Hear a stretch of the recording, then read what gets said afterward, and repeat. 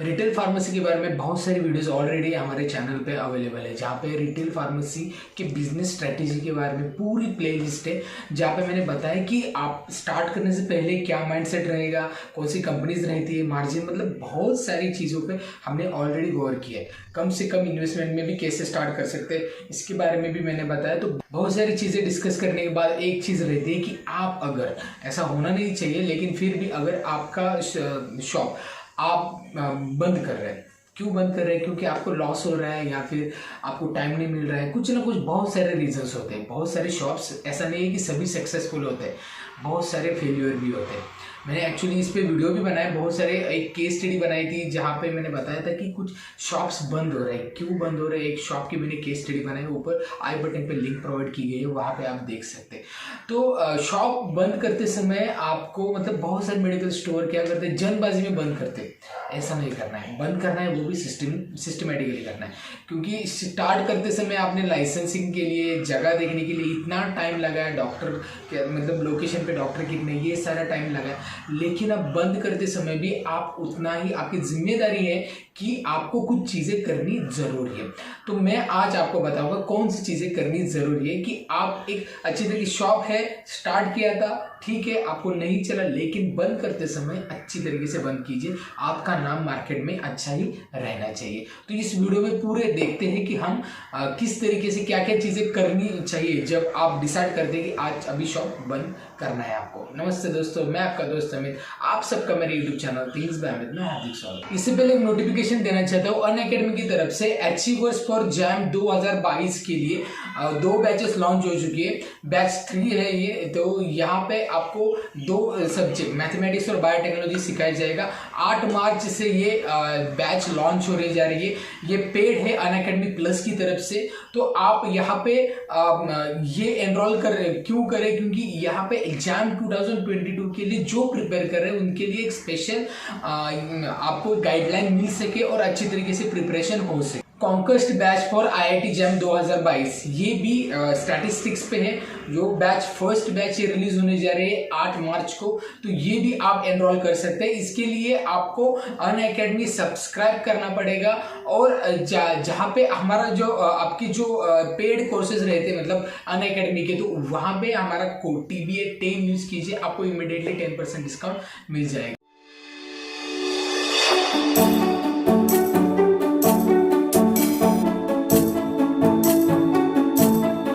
अब 2 तरीके से मेडिकल आप अब 2 तरीके से आप मेडिकल आपका बंद कर सकते हैं। पहला तो आप खुद बंद करेंगे, किसी को देना नहीं है, बंद करना है। दूसरा है आप दूसरे को दे रहे हो, ठीक है। 2 तरीके से होता है। तो उसमें आपको, आप खुद ही बंद कर रहे हो, उसके बारे में पहले देखते हैं कि आप बंद कर रहे हो, किसी को दे नहीं रहे।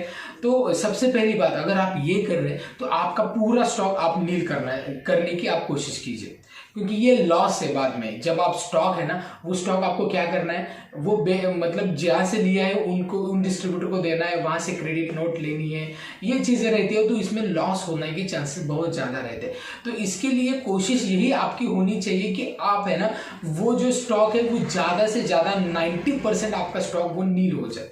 और आप घर पे नहीं रख सकते स्टॉक, आपको सबमिट करना पड़ता है और उसकी नोट लेके एप्लीकेशन करना पड़ता है, सरेंडर एप्लीकेशन।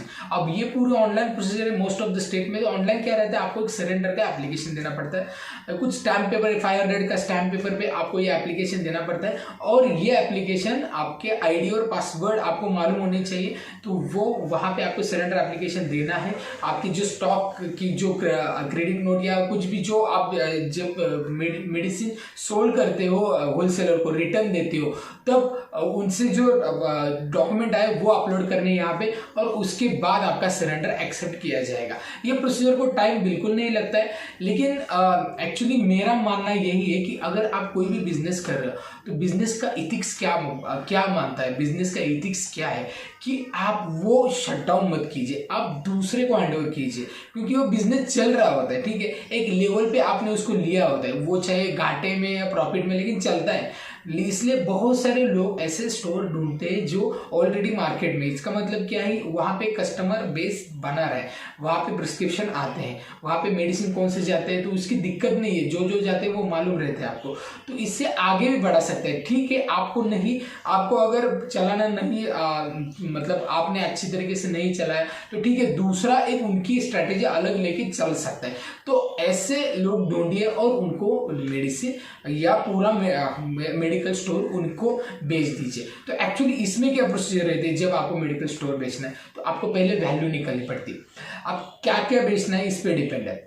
पहला तो फर्नीचर आपको बेचना ही पड़ेगा, दूसरा है आपका मेडिसिन मतलब स्टॉक जो रहता है वो, उसके बाद आपके पास प्रिंटर है, कंप्यूटर है, लैपटॉप, मतलब कुछ भी चीज़ है, इलेक्ट्रॉनिक्स जो रहते हैं बिलिंग के लिए ये है, या फिर बोर्ड्स है, और कुछ भी है, मतलब जो आप जनरल स्टोर है तो बाकी भी बहुत सारी चीज़, मतलब आइसक्रीम का वगैरह रखते हैं आप, तो वहाँ पे आइसक्रीम के फ्रिज रहते हैं, आपका फ्रिज, मेडिकल स्टोर का फ्रिज भी बेचना पड़ता है। तो मतलब बहुत सारी मिसाइल चीज़ें सारी आपको बेचनी है, या सिर्फ स्टॉक और फर्नीचर ही बेचना है, ये डिसाइड कीजिए। और वो आप मार्केट में सभी लोगों को पहले मत बताइए, पहले आपके जानकार लोग हैं जो आप पे ट्रस्ट करते हैं, उन्हीं को बताइए, वो आपको कस्टमर लेके आएंगे। ठीक है, अगर आपकी वैल्यू है लगभग मान लीजिए 7 लाख 8 लाख 10 लाख कुछ वैल्यू आपने निकाली है, तो उसके अकॉर्डिंगली आपका कैलकुलेशन होना चाहिए। क्योंकि जब कोई भी आदमी अगर मेडिसिन फील्ड से ही आपका मेडिकल ले रहा है, मतलब ऑलरेडी उसका मेडिकल है, तो उसको सभी चीज़ें मालूम रहती है, इसके लिए आपका कोटेशन प्रॉपर होना चाहिए। अगर नया है तो फिर भी आपको ज़्यादा उस पर बर्डन नहीं डालना है, जो मार्केट वैल्यू है उसी हिसाब से आपको उसको देना है। तब आपको डिसाइड हो गया आपने क्या पेमेंट का डिसाइड हो गया, तो उसके बाद आप कुछ टोकन अमाउंट लीजिए फाइनल होने के लिए, और वो लेने के बाद आप प्रोसीजर स्टार्ट कीजिए। अब प्रोसीजर क्या रहती है, आपको उससे किस तरीके से पेमेंट करनी है उसके एग्रीमेंट कीजिए, अदरवाइज बैंक ट्रांजैक्शन कीजिए, कैश, मतलब बहुत सारे ट्रांजैक्शन ऑप्शंस है आपके पास। मेरी सलाह यही है कि लगभग 70-80% आपके पास वो अमाउंट आने के बाद आप प्रोसीजर स्टार्ट कीजिए। क्योंकि अगर आपने मेडिकल स्टोर दे दिया तो उसके बाद आपका वहाँ पे राइट्स बिल्कुल नहीं रहता, और बहुत बार ये पैसे लाने में दिक्कत होती है, मैंने खुद देखा है। तो इसके लिए पहले ही आप ज़्यादा से ज़्यादा कैश दीजिए, 100% हो गया तो बहुत ही अच्छा है। तो इस तरीके से आपके ट्रांजैक्शन तो हो गए। तो उसके बाद प्रोसीजर क्या रहेगी, आपको मेडिकल स्टोर बेचना है तो पहले है कि आपको सरेंडर एप्लीकेशन देना है। तो उससे पहले जो मेडिकल स्टोर जो नया बंदा ले रहा है उसका एग्रीमेंट होना चाहिए वहाँ पे। अगर वो खुद का है तो ठीक है, अदरवाइज जो रेंटेड है तो रेंट एग्रीमेंट होना चाहिए। रजिस्टर रेंट एग्रीमेंट अभी लगता है लगभग 5 साल का लगता है। तो वहाँ पे नॉर्म्स चेंज कीजिए, नॉन रेसिडेंशियल यहाँ पे इंडिकेट होना चाहिए, आपका एड्रेस अच्छी तरीके से लिखा है क्या, आपको मतलब ये 5 साल का दिया है क्या, 60 मंथ मतलब यहाँ पे इंडिकेट होना चाहिए। बहुत बार रेंट एग्रीमेंट भी गलत होता है तो फिर रिजेक्ट होता है, फिर दिक्कतें आती है। तो इसके बाद रोड मैप जो रहता है आपका शॉप का, वो आपके उसके डॉक्यूमेंट, मतलब जो नया बंदा ले रहा है उसके सारे डॉक्यूमेंट्स ये आप जाके ऑनलाइन सबमिट करना है। ऑनलाइन सबमिट करने के बाद ऑनलाइन वहाँ पे एक एग्रीमेंट बनता है आपके और जो ले रहा है उसके साथ कि आपने वो स्टॉक हैंडओवर कर लिया। आपके पूरे स्टॉक की लिस्ट आपके पास चाहिए, लगभग 10 पेजेस की होगी, 4 पेजेस की होगी, कितने भी पेजेस की होगी, तो वो स्टॉक लिस्ट उसके पास आपके पास होनी चाहिए, वो आपको सबमिट करनी। वहाँ पे एग्रीमेंट बनता है कि आपका इतने इतने में स्टॉक आपने दे दिया, मेडिकल फर्नीचर क्या क्या चाहिए, मतलब कैसे डील होगा, इस तरीके से आपको यहाँ पे एग्रीमेंट बनेगा और वो सबमिट हो जाएगा। ठीक है, मतलब क्या होगा, नए मेडिकल स्टोर के लिए एप्लीकेशन जाएगा, और जैसे ही वो एप्लीकेशन जाता है वैसे ही सरेंडर का एप्लीकेशन साइमल्टेनियसली जाएगा।